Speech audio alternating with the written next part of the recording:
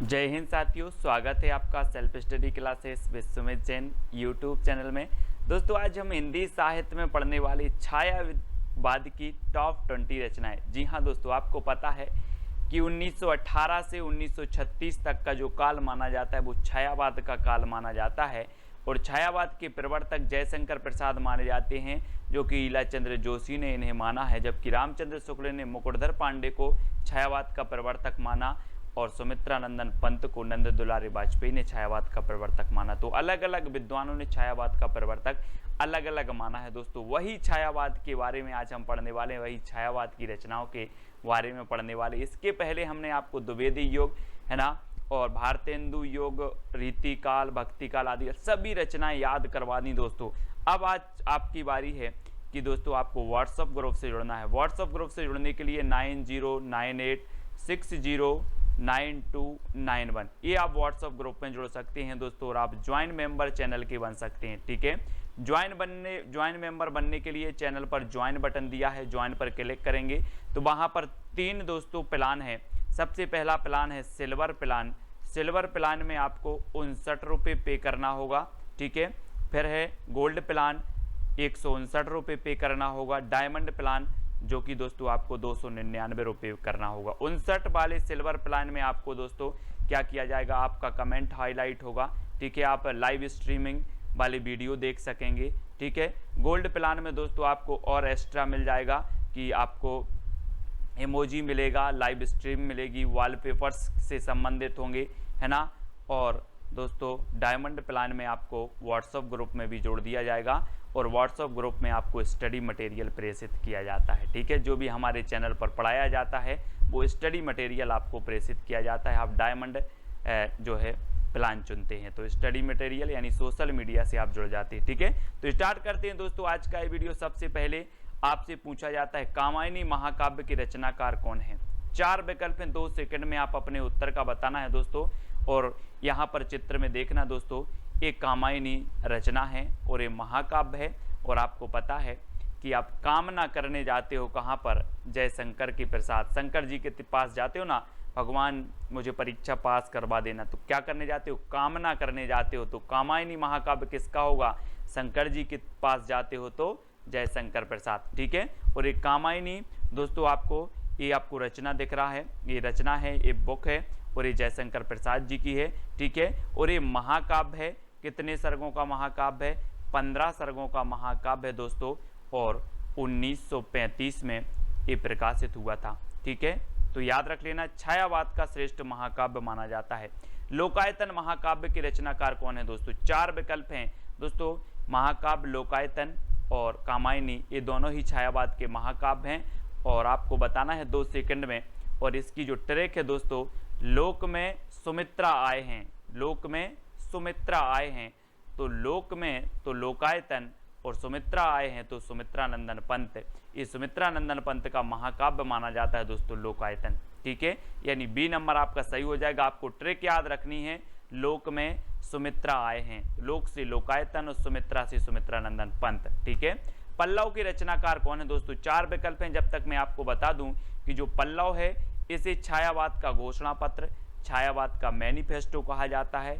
पंत जी की प्रसिद्धि का आधार भी कौन सा है, पल्लव ग्रंथ है। और ये किसकी है, पंत जी की है, सुमित्रा नंदन पंत। और इन्हें प्रकृति का चेतेरा कवि भी कहा जाता है ना, प्रकृति का सुकुमार कवि, प्रकृति का चेतेरा कवि। और दोस्तों सुमित्रा से पल्लव पड़ा है, आप बोलते ना कि किससे पाला पड़ गया यार, वही है, सुमित्रा से पाला पड़ा है, सुमित्रा से पल्लव पड़ा है। ठीक है, तो सुमित्रा से पल्लव पड़ा तो सुमित्रा नंदन पंत की रचना हो जाएगी पल्लव।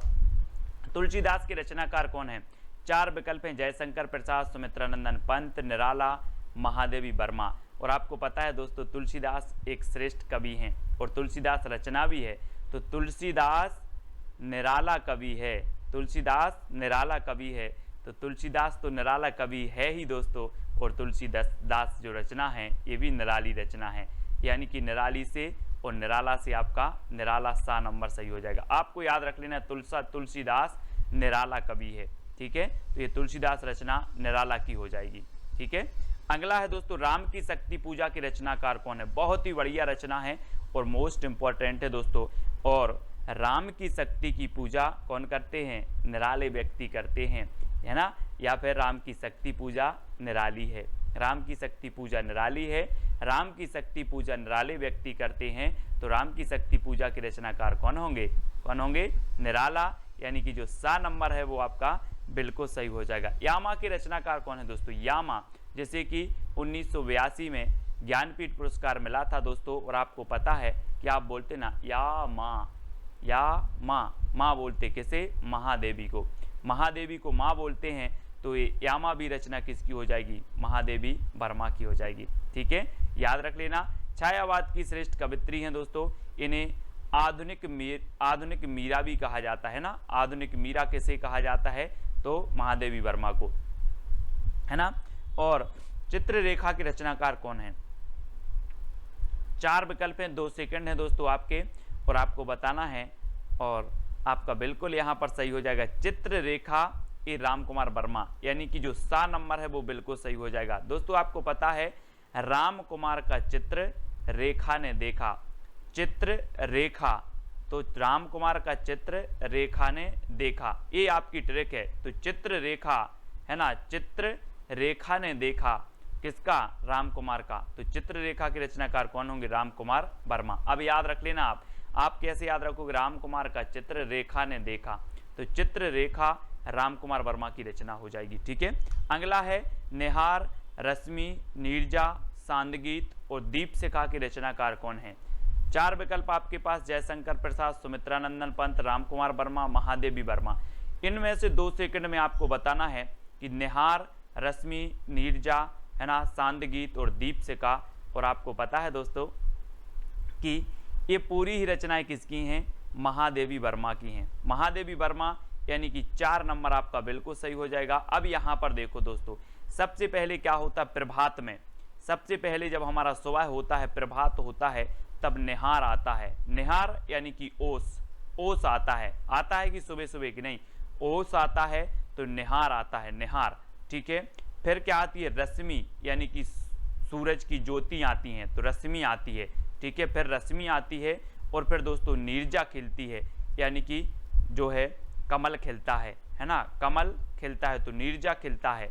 ठीक है, फिर सांदगीत, फिर सांदगीत में हम क्या करते हैं, सांदगीत की बेला आती है, शाम को सांदगीत की बेला आती है, और उसके बाद हम महादेवी को क्या जलाते हैं, दीपशिखा जलाई जाती है, महादेवी को दीपशिखा जलाई जाती है। तो अब याद रख लेना, आप थोड़ा सा अपना मुंह ऊपर करो और देखो कि सबसे पहले प्रभात आता है ना, प्रभात आता है, फिर दोस्तों रश्मि आती है ना, फिर रश्मि आती है, फिर नीरजा खिलता है, फिर सांदगीत गाते हैं, सांदगीत की बेला आती है, और फिर महादेवी के सामने हम दीपशिखा जलाते हैं। तो ये चारों ही रचनाएं जो हो जाएंगी, 5 रचनाएं किसकी होंगी, महादेवी वर्मा की। ठीक है, इस प्रकार से याद रखेंगे।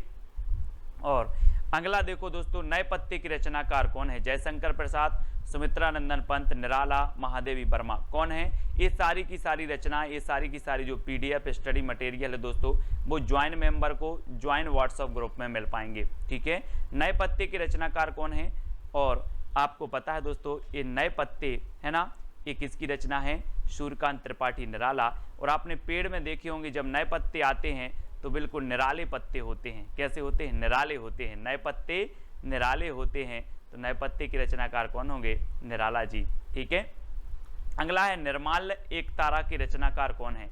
4 विकल्प हैं, बहुत ही बढ़िया प्रश्न है। और दोस्तों आपको पता है कि निर्मल एक तारा का वियोगी है, निर्मल एक तारा का वियोगी है। तो निर्मल से निर्माल्य, एक तारा से एक तारा का वियोगी है, सो मोहनलाल महतो वियोगी। ये वियोगी की रचनाएं हैं कौन सी, निर्मल और एक तारा। कैसे याद किया, आपको ट्रिक दी कि निर्मल एक तारा का वियोगी है, निर्मल एक तारा का वियोगी है, तो निर्मल और एक तारा के रचनाकार कौन होंगे, मोहनलाल महतो वियोगी। ठीक है, पंछी और रागिनी के रचनाकार कौन है दोस्तों, गोपाल सिंह नेपाली, सुमित्रा नंदन पंत, मोहनलाल महतो या फिर महादेवी वर्मा। पंछी और रागिनी, और प्रश्न क्रमांक 11 में आपका बिल्कुल सही आंसर होगा रागिनी का नेपाली पंछी, रागिनी का नेपाली पंछी। तो रागिनी से रागिनी और नेपाली से हो जाएंगे आपके कौन, गोपाल सिंह नेपाली, और पंछी से पंछी। तो पंछी और रागिनी जो रचना है वो किसकी है, गोपाल सिंह नेपाली की। आपको ट्रिक याद रखना है, रागिनी का नेपाली पंछी, रागिनी का नेपाली पंछी। तो रागिनी और पंछी ये गोपाल सिंह नेपाली की रचना हो जाएंगी। ठीक है। अगला है दोस्तों, अमृत और विष की रचनाकार कौन है। अमृत और विष 4 विकल्प हैं, और दोस्तों अगर आपने विष को अमृत समझकर पी लिया तो आपका उदय नहीं हो पाएगा। फिर क्या नहीं हो पाएगा, उदय नहीं हो पाएगा। तो अमृत और विष की रचनाकार कौन होंगे, बोले सर हमने विष को अमृत समझकर पी लिया और फिर उदय नहीं हुआ कभी। तो उदय शंकर भट्ट है ना, उदय शंकर भट्ट। और ये एक रचना अमृत और विष अमृतलाल नागर की भी है, कंफ्यूज नहीं होना। और ये अमृत और विष जो रचना है ये किसकी है, उदय शंकर भट्ट की भी है। ठीक है। तो डी नंबर आपका बिल्कुल सही है। कलापी की रचनाकार कौन है, कलापी। दोस्तों यहां पर देखो कला, एक कला लिखा है और आप बोलते हो सर मुझे कला सीखना है। मैंने बोला कितनी कला सीखना है, तो आपने कहा सर मुझे 80 कला सीखना है। कितनी सीखना है, 80। तो कला से कलापी और कला सीखना है कितनी, 80। तो आरसी प्रसाद सिंह, आरसी 80 से आरसी प्रसाद सिंह की रचना है कलापी, कई बार पूछी गई है। अब कभी नहीं बोलना कितनी कला सीखना है, 80 कला सीखना है, 80। ठीक है। अगला है अंतर्ध्वनि की रचनाकार कौन है दोस्तों। अंतर्ध्वनि, अंतर की ध्वनि मतलब अंदर की ध्वनि को जानो, अंतर की ध्वनि को जानना है।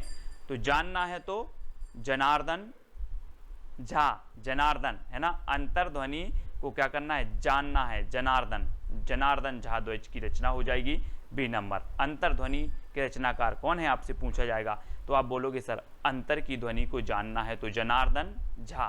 ठीक है। अगला है मानसी, राका और विसर्जन की रचनाकार कौन है। दोस्तों एक मानसी त्रिपाठी जी की भी है। ठीक है। और याद रख लेना है, और ये मानसी जो रचना है ये आपकी उदय शंकर भट्ट की भी है। ठीक है। ऐसे आप याद रखेंगे मानसी, राका और विसर्जन। मानसी रुको, उदय शंकर का विसर्जन मत करना। मानसी रुको, उदय शंकर का विसर्जन मत करना। तो मानसी से मानसी, रुको से राका और विसर्जन से विसर्जन। मानसी, राका और विसर्जन है ना। और अमृत और विष ये 4 रचनाएं इनकी हैं, कौन की, उदय शंकर भट्ट की। मानसी रुको, उदय शंकर का विसर्जन मत करना। मानसी रुको, उदय शंकर का विसर्जन मत करना, ये किसकी रचनाएं हो गई, उदय शंकर भट्ट, यानी डी नंबर आपका बिल्कुल सही हो जाएगा। ठीक है। अगला है कुकुरमुत्ता की रचनाकार कौन है। 4 विकल्प हैं दोस्तों, जरा इस चित्र को देखो। कुकुरमुत्ता ये किसकी है, ये देखो बिल्कुल निराला होता है दोस्तों। ये कुकुरमुत्ता देखो कैसा छत्ता सा बना है, निराला ही होता है। आप देखो जरा, निराला, ये निराला होता है कुकुरमुत्ता। तो ये कुकुरमुत्ता के रचनाकार कौन होंगे, निराला है ना। बोले सर कुकुरमुत्ता चित्र में देखा ये निराला होता है, तो निराला की रचना हो जाएगी, ये सूर्यकांत त्रिपाठी निराला। ठीक है। अगला देखो खादी के फूल की रचनाकार कौन है। 4 विकल्प हैं, और दोस्तों ये संयुक्त रचना मानी जाती है 2 कवियों की। और वो कवि कौन से हैं, बच्चन के पंती ने खादी के फूल पहने। अपन बोलते ना नाती पंती, तो बच्चन के पंती ने खादी के फूल पहने, याद रख लेना है ना। बच्चन के पंती ने खादी के फूल पहने, तो ये खादी के फूल रचना है, और बच्चन के पंती ने पहनी। तो बच्चन और पंत, बच्चन और पंत की ये संयुक्त रचना मानी जाती है दोनों की, यानी कि विकल्प नंबर आपका सा जो है वो बिल्कुल सही हो जाएगा। खादी के फूल बच्चन के पंती ने पहले, है ना, बच्चन के पंती ने खादी के फूल पहने, ये ट्रिक है आपकी। तो खादी के फूल जो रचना है ये बच्चन और पंत की हो जाएगी। ठीक है, इसको आप याद रखेंगे।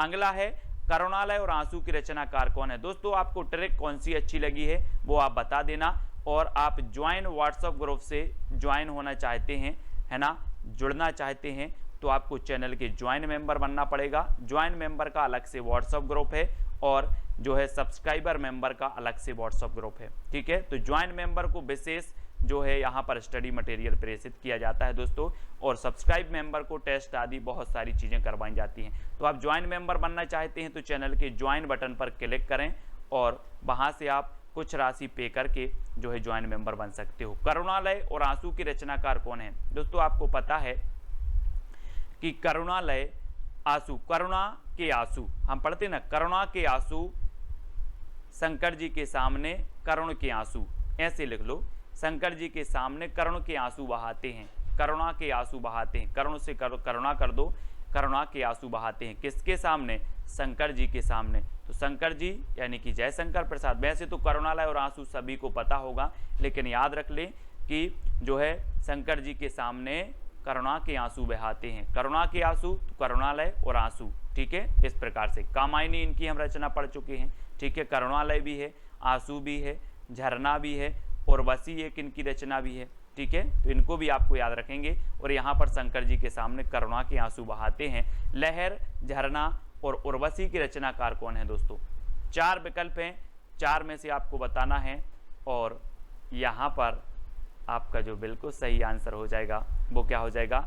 लहर। यहाँ पर देखो दोस्तों, ये शंकर जी बैठे हुए हैं, है ना, शंकर जी बैठे हैं और यहाँ से इनके जटों से लहर निकली, तो लहर निकली तो मानो ऐसा लग रहा था कि झरना निकला है, कोई झरना, है ना। और जब लोगों ने देखा तो लोगों के ओर बसी, लोगों के ओर मतलब हृदय, और हृदय में बसी, तो ऐसी लहर निकली कि झरना लग रहा था। और जब झरना लोगों ने देखा तो लोगों के ओर बसी, तो कहाँ से? शंकर जी की जटाओं से। आप बोलते ना कि गंगा निकली है, तो लहर, झरना और उर्वशी के रचनाकार कौन होंगे? जयशंकर प्रसाद, ठीक है। शंकर जी का नाम आ रहा है तो यहाँ भी शंकर, जयशंकर प्रसाद, ठीक है। तो ये 7 नंबर आपका बिल्कुल सही हो जाएगा। अब दोस्तों आपकी चैलेंज प्रश्न की बारी है, आपको बताना है कला और बूढ़ा चांद की रचनाकार कौन है? कला और बूढ़ा चांद मैत्री शरण गुप्त, है ना, जगन्नाथ दास रत्नाकर, पंत या फिर जयशंकर प्रसाद, ये आपको बताना है। और साथ ही बताना है कि इसको साहित्य अकादमी पुरस्कार कब मिला है, ठीक है। मैत्री शरण गुप्त की एक रचना भी आपको लिखनी है, जगन्नाथ दास रत्नाकर की एक रचना भी लिखना है, पंत की एक रचना लिखना है और जयशंकर प्रसाद की भी एक रचना लिखना है। और साथ ही कला और बूढ़ा चांद एक किसकी रचना है, इसे साहित्य अकादमी पुरस्कार कब मिला, ये सभी लोग कमेंट में लिखेंगे। मैं सभी के कमेंट देखता हूं और सुबह रोज 9:30 बजे आपकी क्लास होती है दोस्तों। तो इसी प्रकार से वीडियो को लाइक और शेयर अवश्य करें। और जो भी साथी अभी व्हाट्सएप ग्रुप से नहीं जुड़े हैं वो व्हाट्सएप ग्रुप से जुड़ जाएं, 9098609291 ये व्हाट्सएप ग्रुप है। और ज्वाइन मेंबर के बनने के लिए दोस्तों आप चैनल में एक इंट्रो वीडियो डला है, ज्वाइन मेंबर कैसे बनना है उसको देख लें। और ज्वाइन बटन पर, चैनल पर ज्वाइन बटन उपलब्ध है, उस पर ज्वाइन करेंगे, ज्वाइन बटन पर क्लिक करेंगे तो आपके सामने 3 प्लान आएंगे दोस्तों। सिल्वर प्लान जो कि 59 रुपये आपको करना है, फिर आपका गोल्ड प्लान जो कि दोस्तों आपको 159 पे करनी है, फिर दोस्तों आपका एक है डायमंड प्लान जो कि आपको 299 पे करनी है, ठीक है। तो ये पे करके आप 200 क्या बन सकते हैं? चैनल के ज्वाइन मेंबर बन सकते हैं। और सब्सक्राइब आपको कर लेना है, वीडियो को लाइक और शेयर अवश्य करना है। रोज रात्रि 9 बजे क्लास होती है और सुबह 9:30 बजे आपकी क्लास होती है हिंदी साहित्य की। तो जुड़े रहें, वीडियो को लाइक और शेयर अवश्य करें। आज के वीडियो के लिए बस इतना ही। जय हिंद।